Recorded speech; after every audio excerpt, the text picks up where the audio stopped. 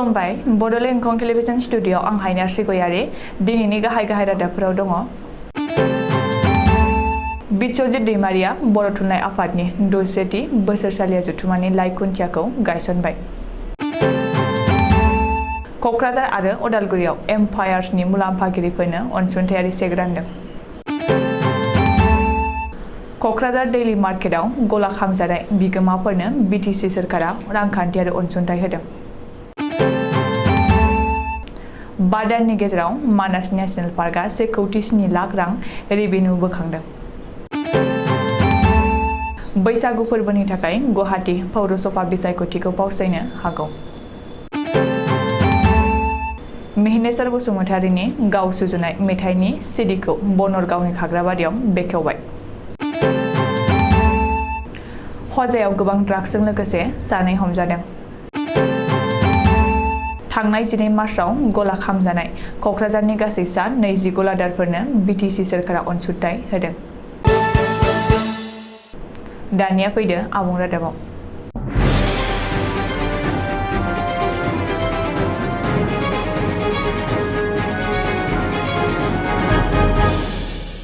आसाम आयेन आफादनि बुंथिगिरि बिस्वजित दैमारिया दिनै बर' थुनलाइ आफादनि 200थि बोसोरसालिया जथुम्मानि लाइ खुन्थिया एबा गाहाय खुन्थियाखौ गायसनबाय।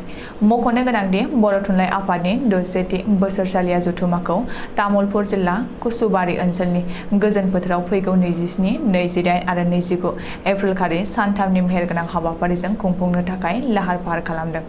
दिनैनि बे गोथार हाबाफारियाव आसाम आयेन आफादनि बुंथिगिरि बिस्वजित दैमारिजों लोगोसे बर' थुनलाइ आफादनि गागि आफादगिरि तरेन बर', भारत संसदनि उफ्रा नेहाथारि मुश्री प्रसाद चन्द्र कौल, तामुलपुरनि एमएलए जलेन दैमारि, बिटिसिनि मावफुं सोद्रोमा आरो बानजाय आफादनि आफादगिरि धर्मनारायण दास, नरेन नार्जारी, बानजाय आफादनि लिंथुमगिरि रत्नेश्वर बर', एसपि पंकज जाधव, बर' थुनलाइ आफादनि बिबानगिरिफोर आरो ओनसोलनि माखासे सानसुमैफ्रा बाहागो लायो।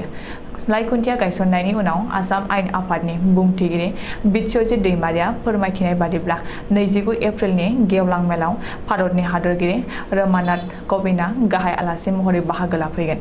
भारतनि हादरगिरिया गाहाय आलासि महरै नुजाफैनो गोनां बे जथुम्माया जोंनि थाखाय आरो बर' थुनलाइ आफादनि थाखाय मोनसे जारिमिनारि जथुम्मा जागोन।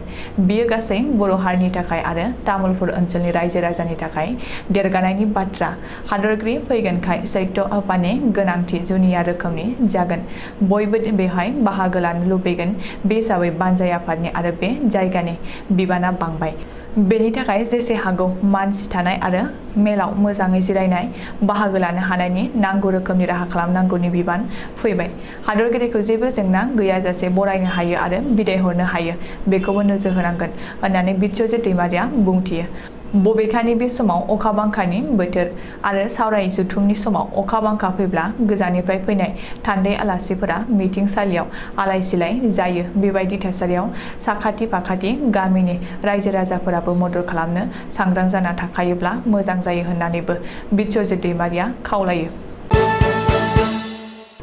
क'क्राझार आरो अदालगुरि जिल्लायाव दिनै माइक्र' फाइनेन्सनिफ्राय दाहार लाग्रा आइजोफोरनो अनसुंथायारि चेक रानदों।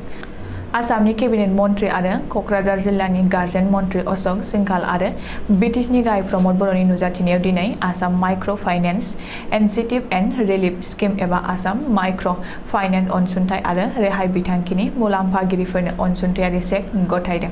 बे हाबाफारियाव एमएलए लरेन्स इस्लारि, एमएलए जिरन बसुमतारी, बिटिसिनि मावफुं सोद्रोमाफोर फारियै उइलसन हांसदा, उकिल मुसाहारि, एरुप कुमार दे, क'क्राझारनि जिल्ला बेंगिरि बर्नाली डेका, एसपि प्रतीक टेबेजों लोगोसे गोबांसा सोरखारि मावख'गिरिफोरा बाहागो लायो। गुबुन फारसे अदालगुरि जिल्ला बेंगिरि मावख'नि पेरेड ग्राउन्डआव बानजायनाय मेहेरगोनां हाबाफारिनि गेजेरजों राङारि मन्त्रि अजन्ता नेवगा आरो केबिनेट मन्त्रि उरखावगोरा ब्रह्म, बिटिसिनि लेङाइ गाहाय आरो अदालगुरिनि एमएलए गबिन्द बसुमतारी, बिटिसिनि मावफुं सोद्रोमा डक्टर नीलुत स्वर्गियारिनि एमसिएलए सरन बर' आरो गोबांसा सोरखार मावख'गिरिफोरनि बाहागो लानायाव अदालगुरि जिल्लानि एएमएफआइ आरएस बिथांखिनि मुलाम्फागिरिफोरनो 25,000 रांनि चेक राननाय जायो।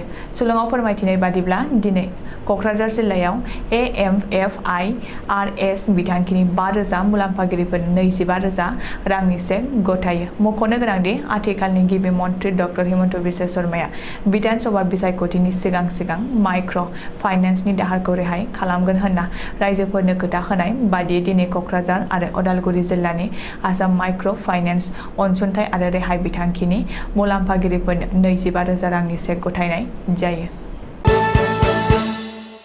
क'क्राझार नोगोराव थानाय दैलि मार्केटआव गिख्रंथाव अर खामना गला सेवहांगार जाजानाय गलादारफोरनो दिनै बिटिसि खुंथायनिफ्राय राङारि अनसुंथाइ होदों।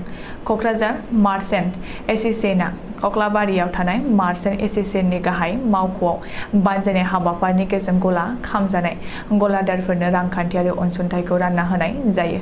रिपर्ट बादिब्ला क'क्राझार दैलि मार्केटनि गं 29 खामग्लिनाय गलानि बिगोमाफोरनो साफायाव 25,000 आरो एसे खामफ्रामजानाय गला बिगोमाफोरनो 10,000 रांनि चेकखौ बिटिसि सोरखारनि बिथिंनिफ्राय गथायनाय जायो।